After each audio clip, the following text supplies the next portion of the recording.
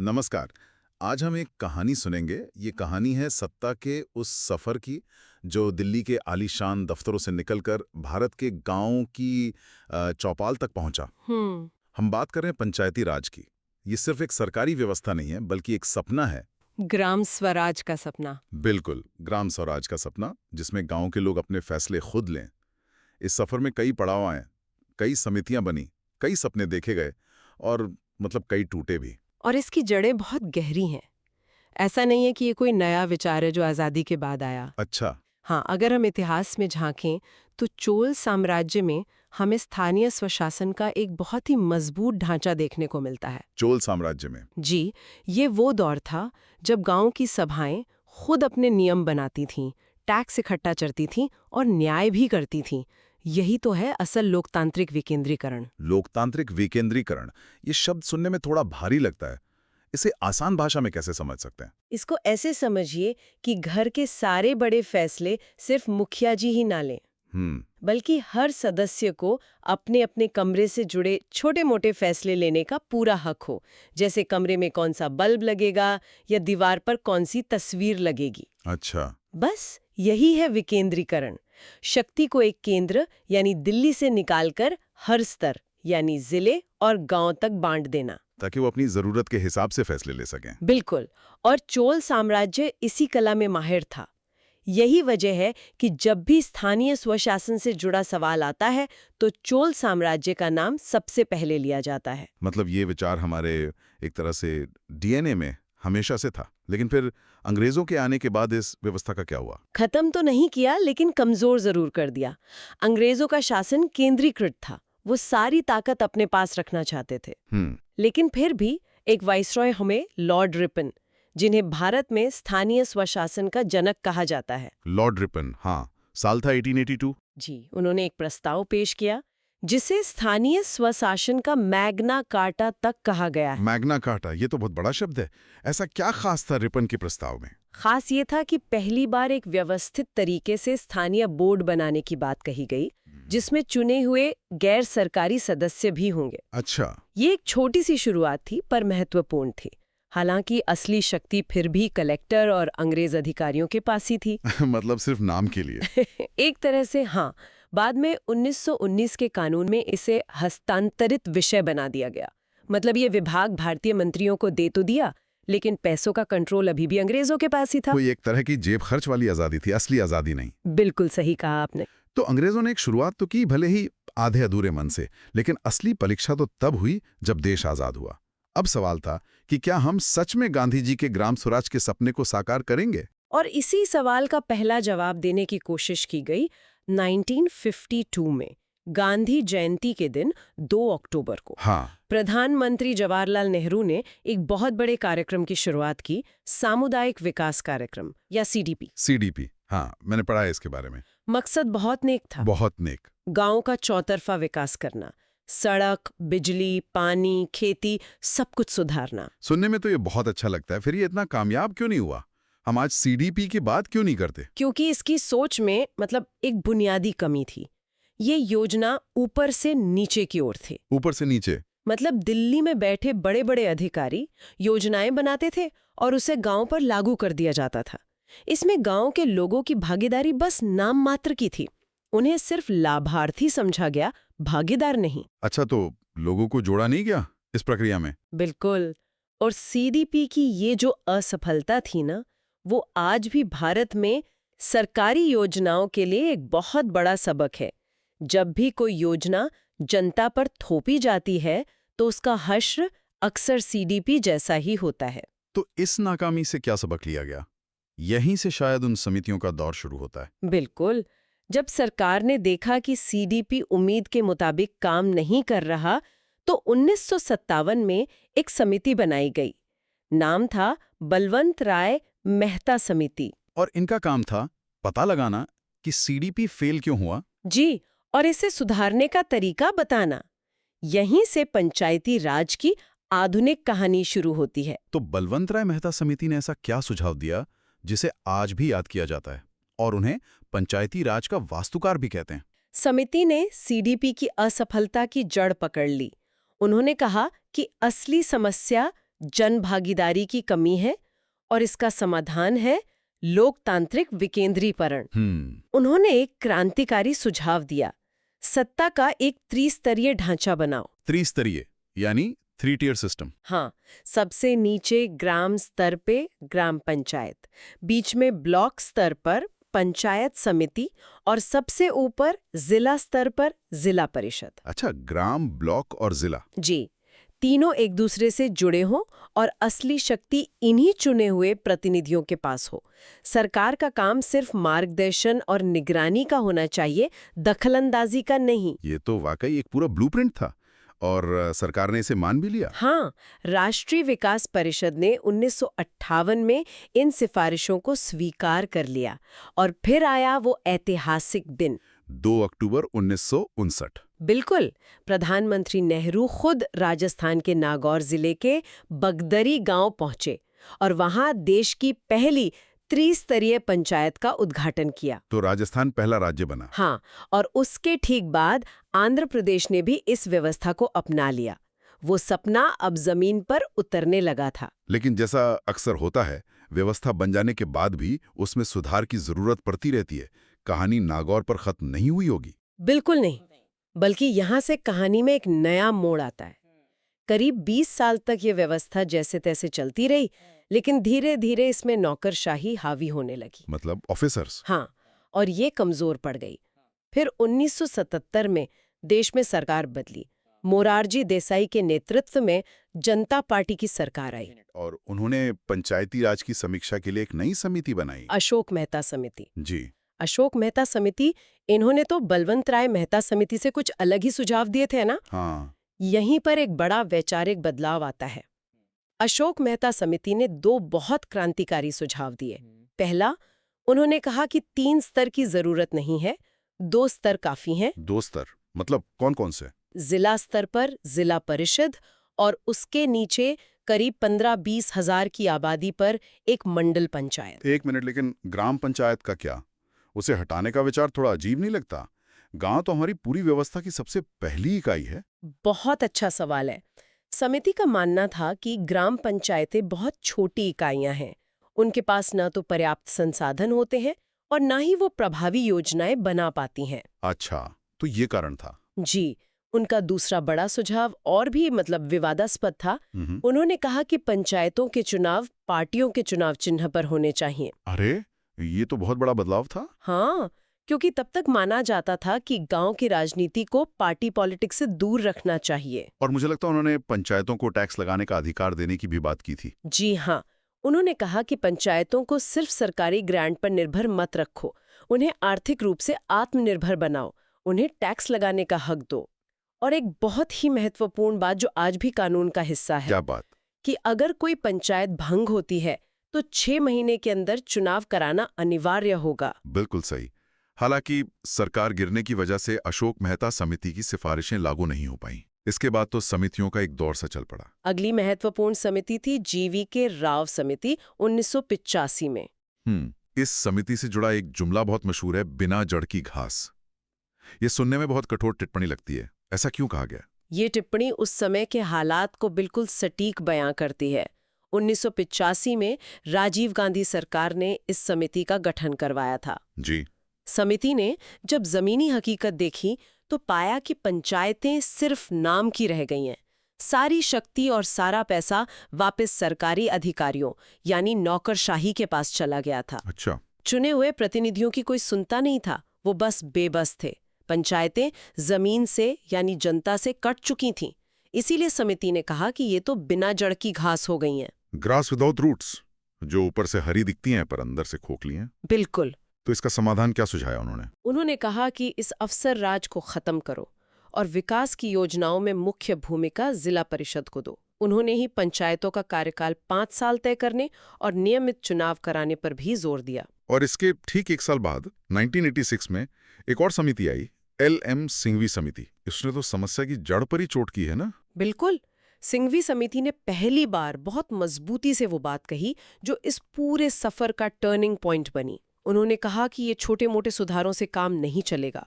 जब तक आप पंचायतों को संवैधानिक दर्जा नहीं देंगे, तब तक कुछ नहीं बदलेगा। संवैधानिक दर्जा, इसका असल में मतलब क्या था और ये इतना जरूरी क्यों था? इसका मतलब था कि पंचायतों को भारतीय संविधान में एक स्थायी और सुरक्षित जगह देना।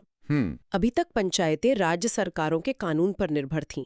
राज्य सरकार जब चाहे चुनाव कराती, जब चाहे उन्हें भंग कर देती या उनकी शक्तियां छीन लेती थी। अच्छा, तो ये राज्य सरकार की मर्जी पर था। जी, संवैधानिक दर्जा मिलने का मतलब था कि पंचायतों का अस्तित्व राज्य सरकार की इच्छा पर नहीं, बल्कि देश के संविधान पर निर्भर करेगा।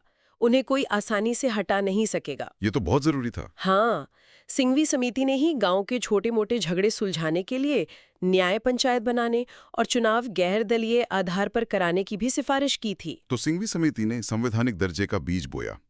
क्या इसके बाद सरकार ने तुरंत इस पे काम शुरू कर दिया? लगभग। इस विचार को आखिरी और निर्णायक धक्का दिया 1988 में आई पीके थुंगन समिति ने। थुंगन समिति? जी, ये संसद की एक सलाहकार समिति थी। इसने सिंघवी समिति की संवैधानिक दर्जे की मांग को और जोर से दोहराया, साथ ही एक और बहुत ही महत्वपूर्ण सुझाव दिया। वो क्या था? हर राज्य में एक राज्य वित्त आयोग का गठन किया जाए। राज्य वित्त आयोग? इसका क्या काम होना था? इसका काम ये तय करना था कि राज्य सरकार अपनी कमाई का कितना हिस्सा और किस आधार पर पंचायतों को देगी। अच्छा, ताकि पैसों के लिए निर्भरता कम हो। बिल्कुल, ये वित्तीय स्वायत्तता की दिशा में एक बहुत बड़ा कदम था। इन्हीं दो सिफारिशों, संवैधानिक दर्जा और राज्य वित्त आयोग ने उस कानून की नींव रखी जिसे हम आज 73वें संविधान संशोधन के रूप में जानते हैं। तो ये पूरा सफर जो चोल साम्राज्य से शुरू हुआ, आखिरकार अपनी मंजिल पर पहुंचने वाला था। इन सारी समितियों को याद रखना वाकई मुश्किल काम है। क्या इसका कोई आसान तरीका है? हाँ, ये बहुत कंफ्यूजिंग हो सकता है। इसीलिए एक क्विक रिवीजन बहुत जरूरी है। आप बस हर समिति का एक कीवर्ड पकड़ लीजिए। ठीक है। जैसे बलवंत राय मेहता 1957, त्रिस्तरीय ढांचा। ये तो वास्तुकार थे। सही। फिर अशोक मेहता 1977, द्विस्तरीय ढांचा और राजनीतिक दल। बिल्कुल। जीवीके राव समिति 1985, बिना जड़ की घास, नौकरशाही की आलोचना। बहुत बढ़िया। एलएम सिंघवी 1986, संवैधानिक दर्जा, ये सबसे महत्वपूर्ण है। जी। और आखिर में पीके थुंगन 1988, वित्त आयोग और संवैधानिक दर्जे को अंतिम रूप। एकदम सही। और इनके क्रम को याद रखने के लिए भी एक शॉर्टकट है ना? BAGLP। हाँ, ये एक बहुत कारगर शॉर्टकट है। बी से बलवंत, ए से अशोक, जी से जीवीके राव, एल से एलएम सिंघवी और पी से पीके थुंगन। परीक्षाओं में अक्सर इन समितियों को सही क्रम में लगाने के लिए कहा जाता है। वहाँ ये BAGLP वाला फॉर्मूला सच में एक लाइव सेवर साबित हो सकता है। बहुत बढ़िया। तो ये थी कहानी पंचायती राज व्यवस्था के विकास की। तो आज हमने इस पूरी यात्रा को समझा। हमने देखा कि कैसे चोल साम्राज्य के मॉडल से लेकर ब्रिटिश काल में लॉर्ड रिपन के प्रयासों तक इसकी जड़ें फैली हैं। आज़ादी के बाद सामुदायिक विकास कार्यक्रम की असफलता ने हमें एक बड़ा सबक सिखाया और बलवंत राय मेहता समिति को जन्म दिया, जिसने त्रिस्तरीय ढांचे की नींव रखी। जी। फिर अशोक मेहता, राव, सिंघवी और थुंगन समितियों ने समय समय पर इसमें जरूरी सुधारों की बात की, जिसमें संवैधानिक दर्जा और वित्त आयोग जैसे महत्वपूर्ण सुझाव शामिल थे। और इन्हीं सब के मंथन से अंततः 73वां संविधान संशोधन संभव हो पाया। संवैधानिक दर्जा मिलने के इतने वर्षों बाद भी क्या लोकतांत्रिक विकेंद्रीकरण का जो मूल सपना था कि सत्ता और शक्ति गांव के आम आदमी तक पहुंचे, वो जमीनी स्तर पर पूरी तरह से साकार हो पाया है? इस पर सोचिएगा जरूर। नमस्कार। आज हम 73वें संविधान संशोधन अधिनियम 1992 पर एक गहरी चर्चा करेंगे। ये भारत की राजनीति और शासन का एक बहुत ही महत्वपूर्ण हिस्सा है, खासकर जब हम जमीनी स्तर पर लोकतंत्र की बात करते हैं। बिल्कुल। प्रतियोगी परीक्षाओं जैसे कि SSC, रेलवे और विभिन्न यूपी परीक्षाओं के लिए तो ये विषय अत्यंत महत्वपूर्ण है। हम दिए गए स्लाइड्स का उपयोग करके इस अधिनियम के हर पहलू को विस्तार से समझेंगे, ठीक वैसे ही जैसे एक क्लासरूम में समझाया जाता है। जी, और हमारा लक्ष्य ये सुनिश्चित करना है कि हर महत्वपूर्ण तथ्य और अवधारणा एकदम स्पष्ट हो जाए। तो चलिए शुरू करते हैं। इस पहली स्लाइड में हम बात करेंगे 73वें संविधान संशोधन अधिनियम 1992 के परिचय की। जी। तो स्लाइड पर जो पहले 3 मुख्य बिंदु हैं वो है, पहला, कि पंचायती राज संस्थाओं को संवैधानिक दर्जा प्रदान किया गया। दूसरा, यह अधिनियम भारत में लोकतांत्रिक विकेंद्रीकरण यानी डेमोक्रेटिक डिसेंट्रलाइजेशन की दिशा में सबसे बड़ा कदम है। और तीसरा है इसका उद्देश्य, गांव के अंतिम व्यक्ति को सत्ता में भागीदारी देना। तो सबसे पहले पॉइंट पर आते हैं, संवैधानिक दर्जा। इसका असल में मतलब क्या है? इसका मतलब है कि इस संशोधन से पहले पंचायतों का गठन राज्यों की मर्जी पर निर्भर था, लेकिन 1992 के इस अधिनियम के बाद भारत के संविधान में ही पंचायतों की स्थापना और उनके चुनाव को अनिवार्य कर दिया गया। अच्छा, मतलब अब ये एक संवैधानिक बाध्यता बन गई। बिल्कुल, और यही है लोकतांत्रिक विकेंद्रीकरण। विकेंद्रीकरण का अर्थ है शक्ति का बंटवारा। पहले शक्ति केंद्र और राज्य सरकारों तक ही सीमित थी। इस अधिनियम ने शासन की शक्ति को गांवों और कस्बों के स्तर तक पहुंचाया। और इसका उद्देश्य, जैसा कि स्लाइड में लिखा है, अंतिम व्यक्ति को सत्ता में भागीदारी देना था। जी, इसका मूल विचार महात्मा गांधी के ग्राम स्वराज के सपने को साकार करना था, जहां हर गांव अपने फैसले खुद ले सके। स्लाइड पर एक एग्जाम अलर्ट भी है। इसे पंचायती राज का मैग्ना कार्टा भी कहा जाता है। इस शब्द काफी भारी लगता है। हाँ, और ये बहुत महत्वपूर्ण है। परीक्षाओं में सीधे पूछा जाता है कि किस अधिनियम को पंचायती राज का मैग्ना कार्टा कहते हैं। मैग्ना कार्टा का मतलब होता है एक महान चार्टर या अधिकारों का दस्तावेज। तो क्योंकि इस अधिनियम ने पंचायतों को इतने अधिकार दिए, इसलिए इसे ये नाम दिया गया। एग्जैक्टली। अब हम इस अधिनियम की ऐतिहासिक पृष्ठभूमि और कुछ महत्वपूर्ण तथ्यों को देखेंगे। हाँ, इस स्लाइड में कुछ बहुत जरूरी फैक्ट्स हैं जो सीधे परीक्षा में आते हैं। पहले बिंदु देख लेते हैं। प्रधानमंत्री पीवी नरसिम्हा राव, इनके कार्यकाल में ये पारित हुआ। लागू होने की तिथि 24 अप्रैल 1993, और इसीलिए राष्ट्रीय पंचायत दिवस हर साल 24 अप्रैल को मनाया जाता है। और प्रथम राज्य मध्य प्रदेश, इस अधिनियम को लागू करने वाला पहला राज्य। तो प्रधानमंत्री का नाम याद रखना जरूरी है, पीवी नरसिम्हा राव जी। और लागू होने की तारीख 24 अप्रैल 1993, ये तो अत्यंत महत्वपूर्ण है। और इसी वजह से 24 अप्रैल को राष्ट्रीय पंचायत दिवस मनाया जाता है। ये सवाल मैंने कई पेपर्स में देखा है। हाँ, ये अक्सर पूछा जाता है। और एक और महत्वपूर्ण तथ्य ये है कि इस अधिनियम को लागू करने वाला पहला राज्य मध्य प्रदेश था। यहाँ एग्जाम अलर्ट में लिखा है कि 24 अप्रैल 1993 की तारीख कंठस्थ कर लें। जी, इसे याद करने का एक तरीका है, 92 का एक्ट 93 में लागू। और अप्रैल का महीना जो वित्तीय वर्ष की शुरुआत का समय होता है। चलिए अब देखते हैं कि इस अधिनियम ने संविधान में क्या बदलाव किए। इस स्लाइड में हम बात करेंगे इसके संवैधानिक ढांचे की। ये स्लाइड इस पूरे संशोधन का मतलब एक तरह से सार है। तो पहले बुलेट पॉइंट्स पढ़ते हैं। नया भाग, संविधान में भाग 9 पार्ट 9 को पुनः स्थापित किया गया। शीर्षक पंचायत। अनुच्छेद 16 नए अनुच्छेद जोड़े गए, अनुच्छेद 243 से 243 ओ तक। और अनुसूची 11वीं अनुसूची 11 शेड्यूल जोड़ी गई। तो एक पूरा नया भाग पार्ट 9 संविधान में जोड़ा गया, जी, जिसका शीर्षक है पंचायत रखा गया। और इसके तहत अनुच्छेद 243 से लेकर 243 ओ तक कुल 16 नए अनुच्छेद शामिल किए गए। ये अनुच्छेद पंचायतों की संरचना, चुनाव, शक्तियों, इन सब के बारे में विस्तार से बताते हैं। और ये 11वीं अनुसूची, इसमें क्या खास है? सबसे महत्वपूर्ण यही है, एक नई अनुसूची 11वीं अनुसूची जोड़ी गई।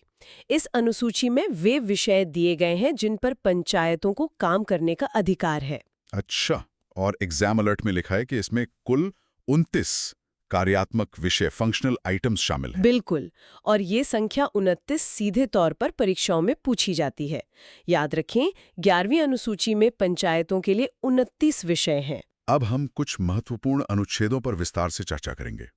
शुरुआत करते हैं अनुच्छेद 243 ए से, जो ग्राम सभा के बारे में है। जी, ये पंचायती राज की नींव है। तो पहले इसके बिंदु देखते हैं। ये पंचायती राज व्यवस्था की प्राथमिक और बुनियादी इकाई है। परिभाषा, गांव की मतदाता सूची में पंजीकृत सभी व्यक्ति इसके सदस्य होते हैं। ये एक स्थायी निकाय है, मतलब इसे भंग नहीं किया जा सकता।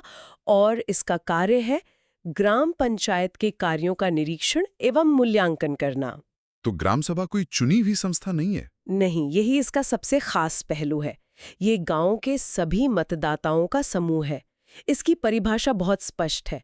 जो भी व्यक्ति उस गांव की वोटर लिस्ट में है, वो अपने आप ही ग्राम सभा का सदस्य बन जाता है। ये तो बहुत दिलचस्प है। तो ये एक तरह से गांव की अपनी संसद हो गई। बिल्कुल, और ये एक स्थायी निकाय है। जैसे पंचायत 5 साल के लिए चुनी जाती है, लेकिन ग्राम सभा हमेशा अस्तित्व में रहती है, क्योंकि मतदाता तो हमेशा रहते हैं। और इसका मुख्य काम ग्राम पंचायत पर नजर रखना है। जी, यह सुनिश्चित करती है कि पंचायत सही तरीके से काम कर रही है या नहीं। एक तरह से सोशल ऑडिट करती है। एग्जाम अलर्ट कहता है ग्राम सभा में केवल पंजीकृत मतदाता शामिल होते हैं, गांव की पूरी जनसंख्या नहीं। हाँ, ये अंतर समझना बहुत जरूरी है। इसमें बच्चे और वो लोग शामिल नहीं हैं जिनका नाम वोटर लिस्ट में नहीं है। आगे बढ़ते हैं। अनुच्छेद 243 बी पर, जो पंचायतों के त्रिस्तरीय ढांचे को बताता है। इस फिगर में एक पिरामिड की तरह 3 स्तर दिखाए गए हैं। सबसे नीचे है ग्राम स्तर, ग्राम पंचायत। बीच में है मध्यवर्ती यानी ब्लॉक स्तर, जिसे क्षेत्र पंचायत या पंचायत समिति भी कहते हैं। और सबसे ऊपर है जिला स्तर, जिला पंचायत या जिला परिषद। तो ये अधिनियम भारत में त्रिस्तरीय पंचायती राज व्यवस्था को अनिवार्य करता है। जी, सबसे निचले स्तर पर ग्राम पंचायत, बीच के स्तर पर ब्लॉक पंचायत और सबसे ऊपरी स्तर पर पूरे जिले के लिए जिला पंचायत। लेकिन यहाँ एक अपवाद भी लिखा है। हाँ, ये बहुत महत्वपूर्ण अपवाद है। जिस राज्य की जनसंख्या 20 लाख से कम है, वहाँ मध्यवर्ती स्तर यानी ब्लॉक लेवल का गठन करना अनिवार्य नहीं है। मतलब छोटे राज्यों को इसमें छूट दी गई है। ये 20 लाख की जनसंख्या सीमा याद रखनी होगी। बिल्कुल। इस स्लाइड में हम बात करेंगे अनुच्छेद 243C की, जो पंचायतों की संरचना और चुनाव प्रक्रिया से संबंधित है। चलिए, इसके मुख्य बिंदु देखते हैं। सदस्य। तीनों स्तरों पर सदस्यों का चुनाव प्रत्यक्ष डायरेक्टली बाय पीपल होता है। अध्यक्ष ग्राम स्तर चुनाव की विधि राज्य विधानमंडल तय करता है। अध्यक्ष मध्यवर्ती जिला स्तर, इनका चुनाव निर्वाचित सदस्यों द्वारा अप्रत्यक्ष इनडायरेक्टली होता है। तो प्रत्यक्ष चुनाव का मतलब है कि लोग सीधे वोट डालकर अपने पंचायत सदस्यों को चुनते हैं। जी, चाहे वो ग्राम पंचायत हो, क्षेत्र पंचायत हो या जिला पंचायत, सदस्य सीधे जनता द्वारा चुने जाते हैं। लेकिन अध्यक्षों के चुनाव में अंतर है। हाँ, ग्राम स्तर पर सरपंच का चुनाव प्रत्यक्ष होगा या अप्रत्यक्ष, ये तय करने का अधिकार राज्य सरकार को दिया गया है। अच्छा, तभी कुछ राज्यों में हम सीधे सरपंच को वोट देते हैं और कुछ में नहीं। सही पकड़ा आपने। जबकि ब्लॉक और जिला स्तर पर अध्यक्ष का चुनाव हमेशा अप्रत्यक्ष होता है। मतलब चुने हुए सदस्य ही अपने में से किसी एक को अध्यक्ष चुनते हैं। एग्जाम अलर्ट में लिखा है कि सांसद, एमपीज और विधायक, एमएलए भी ऊपरी स्तरों पर सदस्य हो सकते हैं। जी, ये प्रावधान इसलिए है ताकि स्थानीय और राज्य या राष्ट्रीय स्तर के प्रतिनिधियों के बीच समन्वय बना रहे। एक बहुत ही महत्वपूर्ण विषय है आरक्षण। अनुच्छेद 243D इसी के बारे में है। ये इस कानून का सबसे क्रांतिकारी पहलू माना जाता है। पहले बिंदु पढ़ते हैं। SC/ST के लिए उनकी जनसंख्या के अनुपात में आरक्षण। महिलाएं, कुल सीटों का कम से कम 1/3 यानी 33% अनिवार्य आरक्षण। इसमें SC/ST महिलाएं भी शामिल हैं। OBC, आरक्षण देना या न देना राज्य विधानमंडल की मर्जी पर निर्भर है और यह आरक्षण सदस्यों और अध्यक्षों दोनों के पदों पर लागू होता है। तो SC/ST का आरक्षण उनकी जनसंख्या के आधार पर है? जी, और महिलाओं के लिए आरक्षण एक बहुत बड़ा कदम था। कम से कम 1/3 सीटें महिलाओं के लिए आरक्षित है। और ओबीसी आरक्षण राज्यों पर छोड़ा गया है। बिल्कुल, और ये याद रखना जरूरी है कि ये आरक्षण सिर्फ सदस्यों के लिए नहीं, बल्कि अध्यक्षों के पदों पर भी लागू होता है। एग्जाम अलर्ट में लिखा है कि महिलाओं के लिए 13 आरक्षण न्यूनतम है। राज्य इसे बढ़ा सकते हैं, जैसे बिहार में 50%। हाँ, ये जानना बहुत जरूरी है कि 33% न्यूनतम सीमा है, अधिकतम नहीं। कई राज्यों ने इसे 50% तक कर दिया है। अब बात करते हैं पंचायतों के कार्यकाल की, जिसका वर्णन अनुच्छेद 243E में है। जी, तो इसके बिंदु हैं। अवधि, अपनी पहली बैठक से 5 वर्ष तक। नया चुनाव, कार्यकाल समाप्त होने से पहले करा लिया जाना चाहिए। और भंग होने पर, यदि पंचायत समय से पहले भंग होती है, तो 6 माह के भीतर चुनाव अनिवार्य है। तो कार्यकाल 5 साल का होता है और गिनती चुनाव के दिन से नहीं, बल्कि पहली बैठक की तारीख से शुरू होती है। ये एक बारीक पॉइंट है। जी बिल्कुल, और कार्यकाल पूरा होने से पहले ही अगले चुनाव करा लिए जाते हैं, ताकि कोई गैप ना हो। और अगर पंचायत भंग हो जाए तो 6 महीने के अंदर चुनाव कराना होगा। अनिवार्य है। हाँ, एग्जाम अलर्ट में एक शर्त है। यदि शेष कार्यकाल 6 माह से कम बचा हो, तो उपचुनाव कराना आवश्यक नहीं है। ये एक महत्वपूर्ण शर्त है। मान लीजिए किसी पंचायत का कार्यकाल खत्म होने में सिर्फ 4 महीने बचे हैं और वो भंग हो जाती है, तो फिर उपचुनाव नहीं होंगे। बल्कि सबके साथ ही आम चुनाव होंगे। चुनाव लड़ने के लिए क्या योग्यताएं और अयोग्यताएं हैं, ये जानते हैं अनुच्छेद 243F में। इसके बिंदु देखते हैं। कोई व्यक्ति अयोग्य होगा यदि वो राज्य विधानमंडल के चुनाव के लिए अयोग्य है। आयु सीमा, पंचायत चुनाव लड़ने के लिए न्यूनतम आयु 21 वर्ष होनी चाहिए। अच्छा, जबकि लोकसभा या विधानसभा के लिए 25 वर्ष होती है। जी, और तीसरा बिंदु है अयोग्यता के प्रश्नों का निर्णय राज्य विधानमंडल द्वारा तय प्राधिकारी करेगा। तो इसमें सबसे जरूरी बात है आयु सीमा। बिल्कुल। पंचायत चुनाव के लिए न्यूनतम आयु 21 वर्ष है। ये 25 वर्ष जो लोकसभा विधानसभा के लिए है और 18 वर्ष जो मतदान की आयु है, इन दोनों से अलग है। तो एग्जाम अलर्ट भी यही कहता है, न्यूनतम आयु 21 वर्ष है, इसे 18 या 25 से भ्रमित ना करें। जी, परीक्षा में अक्सर आयु को लेकर ही कंफ्यूज करने वाले विकल्प दिए जाते हैं। अब देखते हैं कि पंचायतों को क्या शक्तियां और अधिकार दिए गए हैं, जैसा कि अनुच्छेद 243G में बताया गया है। तो इस अनुच्छेद के मुख्य बिंदु हैं, राज्य विधानमंडल पंचायतों को स्वायत्त शासन की संस्थाओं के रूप में कार्य करने योग्य बनाता है। मुख्य उद्देश्य हैं 1. आर्थिक विकास इकोनॉमिक डेवलपमेंट और 2. सामाजिक न्याय सोशल जस्टिस। और उनका काम है योजनाओं को तैयार करना और उन्हें लागू करना। तो यह अनुच्छेद राज्यों को निर्देश देता है कि वे पंचायतों को पर्याप्त शक्तियां दें। जी, ताकि वे केवल नाम की संस्थाएं न रह जाएं, बल्कि स्वायत्त शासन यानी सेल्फ गवर्नमेंट की तरह काम कर सकें। और इन शक्तियों का मुख्य उद्देश्य आर्थिक विकास और सामाजिक न्याय है। बिल्कुल। पंचायतों को अपने क्षेत्र के लिए योजनाएं बनाने और उन्हें लागू करने का अधिकार दिया गया है। एग्जाम अलर्ट में 11वीं अनुसूची का जिक्र है। हाँ, क्योंकि ये अनुच्छेद 243G और 11वीं अनुसूची सीधे जुड़े हुए हैं। शक्तियां उन 29 विषयों पर मिलती हैं जो 11वीं अनुसूची में सूचीबद्ध हैं। जैसा कि अभी बताया गया, 11वीं अनुसूची में 29 विषय हैं। इस स्लाइड में कुछ प्रमुख विषयों को देखते हैं। जी, तो कुछ प्रमुख विषय हैं कृषि, जैसे कृषि विस्तार, भूमि सुधार, मृदा संरक्षण, जल, लघु सिंचाई, जल प्रबंधन, पीने का पानी, शिक्षा, प्राथमिक और माध्यमिक विद्यालय, तकनीकी प्रशिक्षण, पुस्तकालय, स्वास्थ्य, स्वच्छता, परिवार कल्याण, महिला एवं बाल विकास और अन्य में सड़कें, ग्रामीण आवास, गरीबी उन्मूलन, सार्वजनिक वितरण प्रणाली यानी PDS। ये सूची तो दिखाती है कि पंचायतों के काम का दायरा कितना बड़ा है। हाँ, इसमें गांव के जीवन से जुड़े लगभग सभी महत्वपूर्ण क्षेत्र शामिल हैं। इसका उद्देश्य यही है कि स्थानीय समस्याओं का समाधान स्थानीय स्तर पर ही हो सके। एग्जाम अलर्ट में 2 और विषय हैं, बाजार और मेले तथा सांस्कृतिक क्रियाकलाप। अक्सर ध्यान से छूट जाते हैं, लेकिन परीक्षाओं में पूछे जा सकते हैं। स्थानीय बाजार और मेले का प्रबंधन भी पंचायत के कार्यों में आता है। पंचायतों को काम करने के लिए धन की आवश्यकता होती है। इसकी व्यवस्था कैसे होती है, ये जानते हैं अनुच्छेद 243I में, जो राज्य वित्त आयोग के बारे में है। बहुत महत्वपूर्ण अनुच्छेद है ये। इसके मुख्य बिंदु है गठन, राज्य के राज्यपाल गवर्नर द्वारा हर 5 वर्ष पर कार्य, पंचायतों की वित्तीय स्थिति की समीक्षा करना, सिफारिशें, राज्य द्वारा वसूले गए करों टैक्सेस का राज्य और पंचायतों के बीच बंटवारा, और रिपोर्ट, आयोग अपनी रिपोर्ट राज्यपाल को सौंपता है। तो जैसे केंद्र और राज्यों के बीच करों के बंटवारे के लिए केंद्रीय वित्त आयोग होता है, वैसे ही ये राज्य स्तर पर है। बिल्कुल।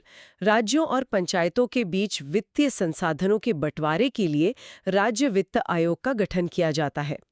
इसका गठन हर 5 साल में राज्यपाल द्वारा किया जाता है। और ये आयोग सिफारिश करता है कि राज्य अपनी कमाई का कितना हिस्सा पंचायतों को दे। जी, एग्जाम अलर्ट कहता है कि ये केंद्रीय वित्त आयोग से अलग है और एक संवैधानिक निकाय है। हाँ, ये एक संवैधानिक निकाय है क्योंकि इसका उल्लेख सीधे संविधान के अनुच्छेद 243I में है। ये इसे एक शक्तिशाली और महत्वपूर्ण संस्था बनाता है। और अंत में पंचायतों के स्वतंत्र और निष्पक्ष चुनाव कौन करवाता है? इसका जवाब है अनुच्छेद 243K में, जो राज्य निर्वाचन आयोग के बारे में है। जी, ये भी एक बहुत महत्वपूर्ण संस्था है।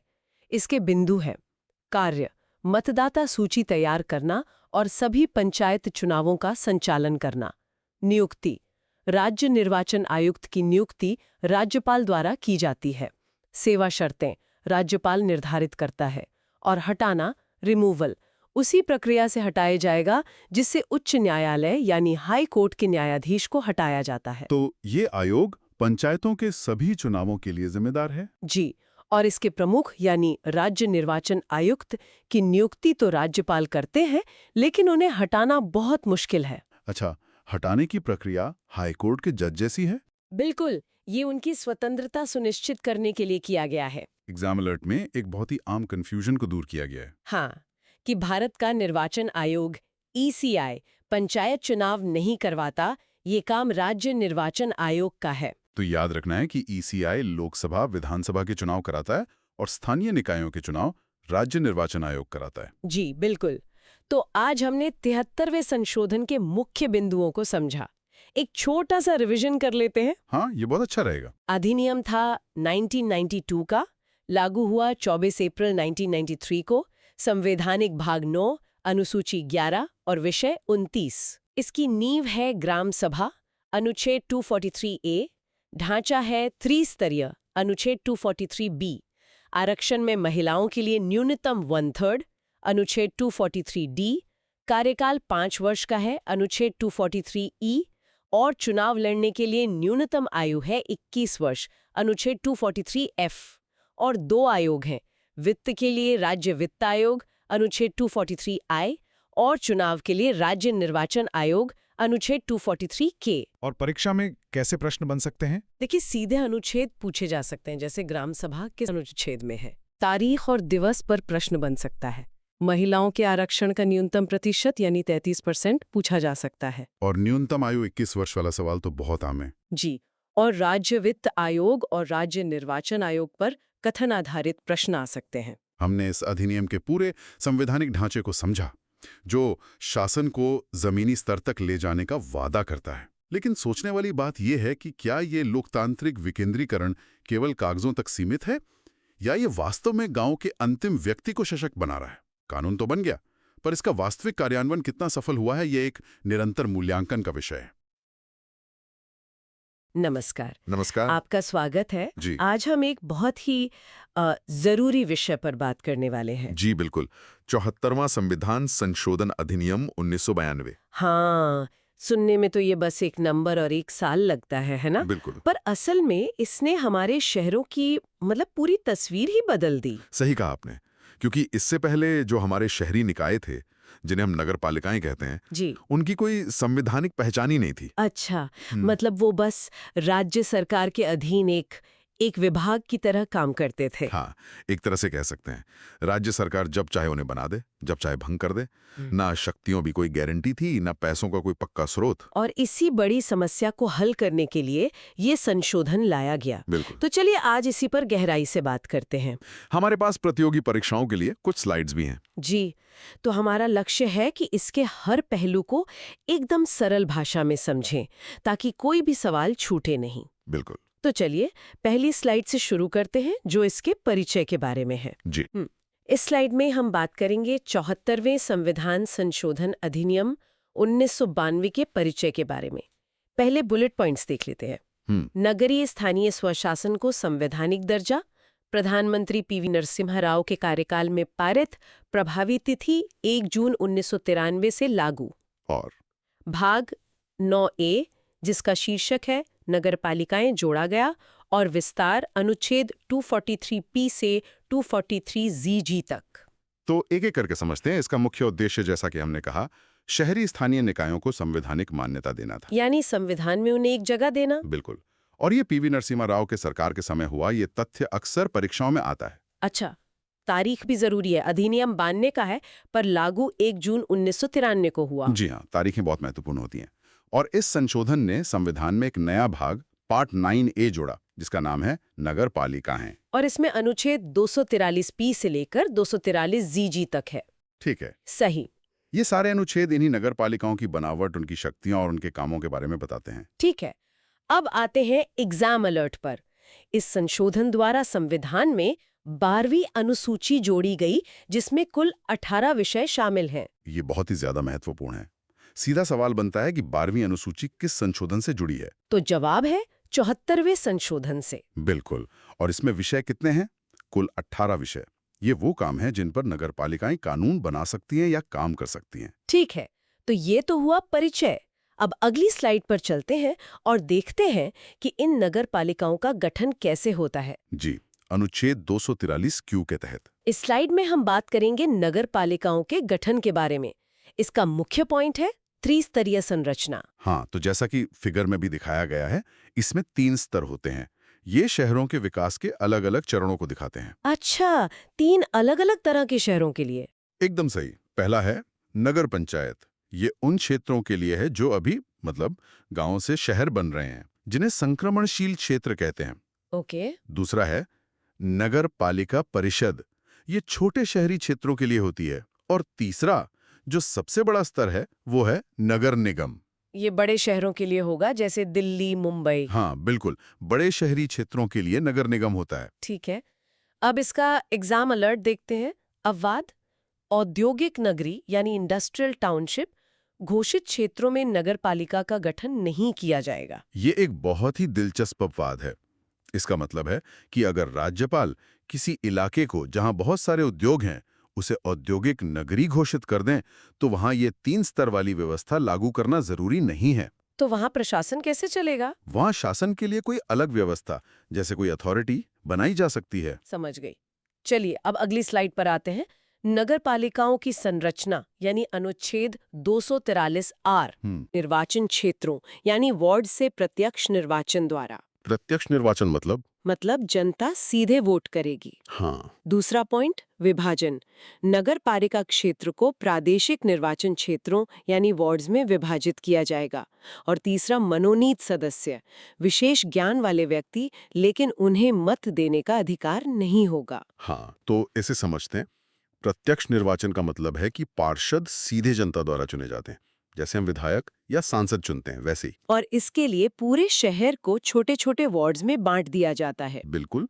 और हर वार्ड से एक प्रतिनिधि चुना जाता है। लेकिन इसमें एक और बात है, मनोनीत सदस्यों की। हाँ, जिन्हें सरकार नॉमिनेट करती है। जी, राज्य सरकार कुछ ऐसे लोगों को भी नामांकित कर सकती है जिन्हें नगर पालिका प्रशासन का विशेष ज्ञान हो।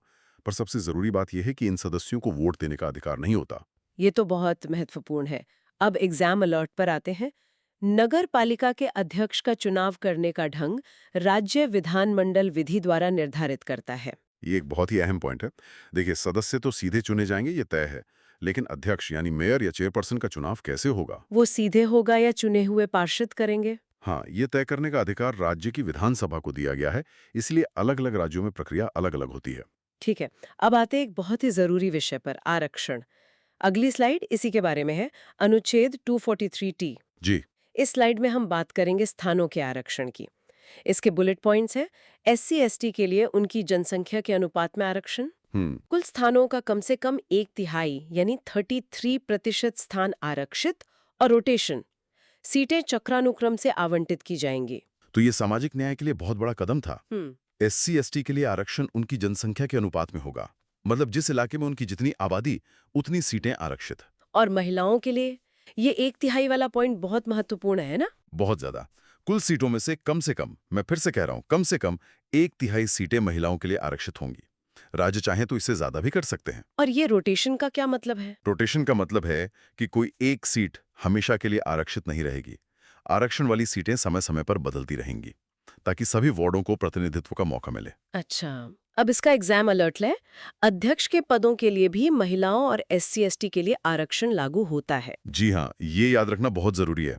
आरक्षण सिर्फ सदस्यों के लिए नहीं है, बल्कि चेयरपर्सन या अध्यक्ष के पदों पर भी यही नियम लागू होगा। U और 243V। इस स्लाइड में हम कार्यकाल और योग्यता पर बात करेंगे। पहले अवधि यानी ड्यूरेशन की बात करते हैं। कार्यकाल: प्रथम अधिवेशन की तिथि से 5 वर्ष। ठीक है। भंग होने पर 6 माह के भीतर चुनाव अनिवार्य। और उपचुनाव: नई नगरपालिका केवल शेष अवधि के लिए कार्य करेगी। तो कार्यकाल तो सीधा है, पहली बैठक से 5 साल का। लेकिन अगर किसी वजह से नगरपालिका 5 साल से पहले भंग हो जाती है, हाँ, तो 6 महीने के अंदर चुनाव कराना ही पड़ेगा। बिल्कुल। और जो नई नगरपालिका बनेगी वो पूरे 5 साल के लिए नहीं, बल्कि सिर्फ बची हुई अवधि के लिए काम करेगी। ये एक बहुत जरूरी नियम है। हाँ, ये ध्यान रखने वाली बात है। अब योग्यता की बात करते हैं।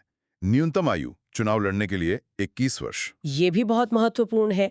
लोकसभा के लिए 25 वर्ष है, लेकिन स्थानीय निकायों मतलब पंचायत और नगर पालिका दोनों के लिए न्यूनतम आयु 21 वर्ष है। और इसका एग्जाम अलर्ट भी इसी से जुड़ा है।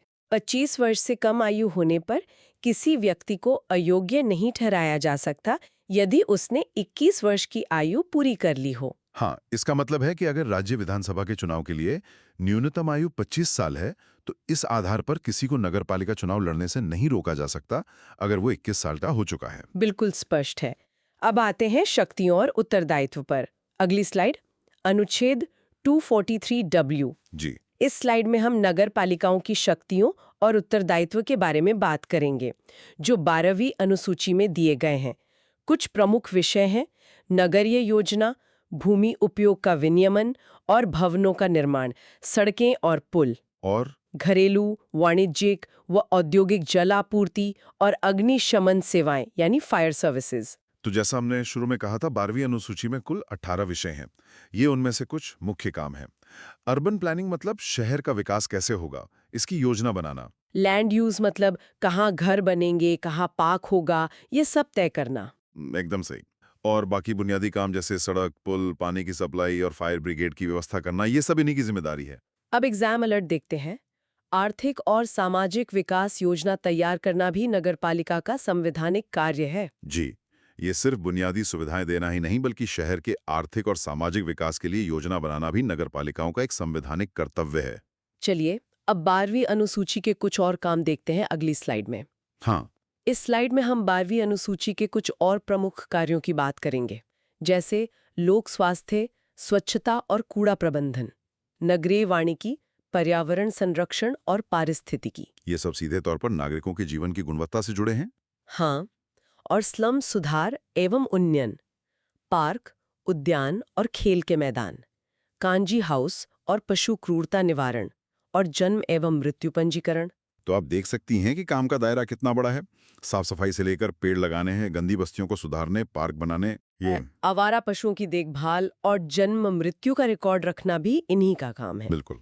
इसका एग्जाम अलर्ट भी काफी दिलचस्प है। शमशान घाट और विद्युत शवदाह गृह का प्रबंधन भी 12वीं अनुसूची का हिस्सा है। जी, ये अक्सर लोगों के ध्यान से छूट जाता है, लेकिन ये भी नगरपालिकाओं की एक बहुत महत्वपूर्ण जिम्मेदारी है। ठीक है, अब इतने सारे काम करने के लिए पैसा कहाँ से आएगा? अगली स्लाइड इसी पर है, वित्त और कराधान। हाँ, अनुच्छेद 243X और 243Y। इस स्लाइड में हम वित्त और कराधान की व्यवस्था पर बात करेंगे। पहला है कर शक्ति, आर्टिकल 243X। इसमें लिखा है कि राज्य विधानमंडल नगरपालिकाओं को कर, शुल्क और पथ कर वसूलने का अधिकार दे सकता है। हाँ, मतलब बिना पैसे के तो कोई संस्था काम नहीं कर सकती। तो ये आर्टिकल राज्य सरकार को शक्ति देता है कि वो नगरपालिकाओं को टैक्स लगाने और वसूलने का अधिकार दे, जैसे प्रॉपर्टी टैक्स, वाटर टैक्स वगैरह। और दूसरा है राज्य वित्त आयोग, आर्टिकल 243Y। इसका गठन राज्यपाल द्वारा हर 5 साल पर होता है। इसका काम है वित्तीय स्थिति का पुनर्विलोकन करना। बिल्कुल। ये आयोग समीक्षा करता है कि नगरपालिकाओं की आर्थिक स्थिति कैसी है और उन्हें राज्य सरकार से कितना अनुदान यानी ग्रांट मिलना चाहिए। और ये राज्य की संचित निधि से अनुदान का निर्धारण करने की सिफारिश करता है। जी। अब इसका एग्जाम अलर्ट है। राज्य वित्त आयोग का गठन वही आयोग करता है जो पंचायतों, अनुच्छेद 243I के लिए गठित किया गया है। ये एक बहुत ही महत्वपूर्ण पॉइंट है। पंचायतों और नगर पालिकाओं के लिए अलग अलग वित्त आयोग नहीं होते। अच्छा, एक ही आयोग दोनों के लिए काम करता है? हाँ, एक ही राज्य वित्त आयोग दोनों के लिए सिफारिशें करता है।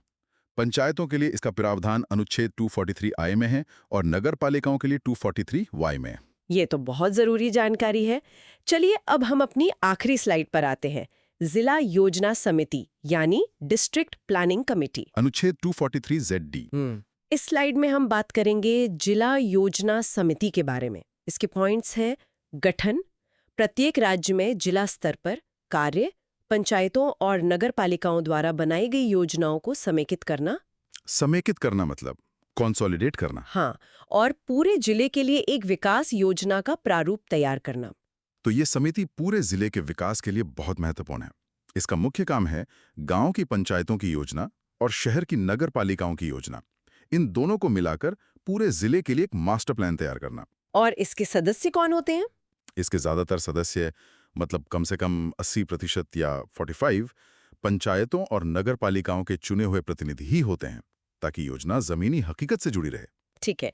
और इसका एग्जाम अलर्ट है, जिला योजना समिति का अध्यक्ष विकास योजना को राज्य सरकार के पास भेजता है। जी, समिति जो विकास का ड्राफ्ट बनाती है, उसका अध्यक्ष उसे अंतिम मंजूरी के लिए राज्य सरकार को भेजता है। ये प्रक्रिया जिले के एक समान विकास को सुनिश्चित करती है। तो आज हमने 74वें संविधान संशोधन को काफी विस्तार से समझा। चलिए एक बार तेजी से सब कुछ दोहरा लेते हैं। हाँ, एक क्विक रिवीजन हो जाए। हमने जाना कि ये अधिनियम 1992 में आया और 1 जून 1993 से लागू हुआ। इसने संविधान में भाग आईवीए और 12वीं अनुसूची को जोड़ा, जिसमें 18 विषय हैं। अनुच्छेद 243 क्यू में त्रिस्तरीय संरचना है: नगर पंचायत, नगर पालिका परिषद और नगर निगम। 243 आर में प्रत्यक्ष चुनाव की बात है। 243 टी में SC, ST और महिलाओं के लिए 1/3 आरक्षण है। अनुच्छेद 243 यू में 5 साल का कार्यकाल है और 243 वी में चुनाव लड़ने की न्यूनतम आयु 21 वर्ष है। और 243 डब्ल्यू शक्तियों से संबंधित है। 243 एक्स टैक्स लगाने की शक्ति देता है और 243 वाई राज्य वित्त आयोग का प्रावधान करता है। और अंत में 243 ZD जिला योजना समिति के बारे में है। तो परीक्षा में इससे कैसे सवाल बन सकते हैं? कई तरह के सवाल बन सकते हैं, जैसे 74वें संशोधन द्वारा कौन सी अनुसूची जोड़ी गई, नगर पालिकाओं में महिलाओं के लिए कितना आरक्षण अनिवार्य है, या चुनाव लड़ने के लिए न्यूनतम आयु क्या है, हाँ, या राज्य वित्त आयोग का गठन किस अनुच्छेद के तहत होता है। एक और सवाल, क्या औद्योगिक नगरी में नगर पालिका का गठन अनिवार्य है? तो जवाब है नहीं। बिल्कुल। तो आज की चर्चा का एक अंतिम विचार ये है कि ये संशोधन सिर्फ एक कानून नहीं है, बल्कि ये लोकतंत्र को जमीनी स्तर तक, मतलब हमारे शहरों और कस्बों तक ले जाने का एक शक्तिशाली माध्यम है। और यहीं पर हम एक सवाल के साथ इस चर्चा को समाप्त कर सकते हैं। श्रोता इस पर सोचें कि अगर इन स्थानीय निकायों को सच में और अधिक वित्तीय स्वायत्तता और शक्तियां दी जाएं, जैसी संविधान की मंशा थी, तो हमारे शहरों का विकास किस तरह से और कितना बेहतर हो सकता है? ये वो सवाल है जिसका जवाब भारत के शहरी भविष्य को तय करेगा। इस महत्वपूर्ण चर्चा के लिए आपका बहुत बहुत धन्यवाद। धन्यवाद।